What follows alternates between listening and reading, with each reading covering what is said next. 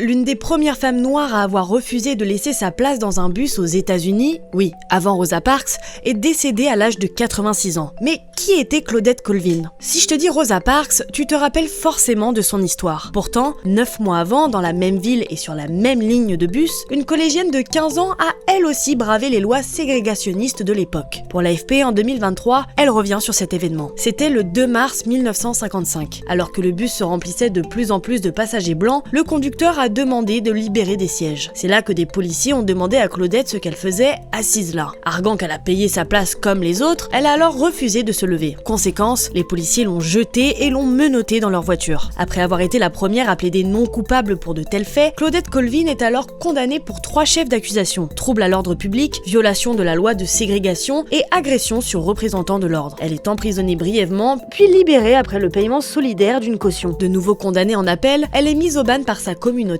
après être tombée enceinte d'un blanc. Claudette Colvin participera un an plus tard, en 1956, à une nouvelle action en justice avec 3 autres femmes. Cette action, soutenue par le NAACP, Organisation de défense des droits civiques, aboutira à l'abolition par la Cour suprême de la loi de ségrégation dans les transports publics. Alors, pourquoi Claudette Colvin a été oubliée? Elle expliquera à CNN que l'image de Rosa Parks était plus acceptable que la sienne, en raison, selon elle, notamment de son autorité naturelle, de son âge plus élevé, mais aussi de son grain de peau plus clair et plus convaincante pour une Amérique blanche.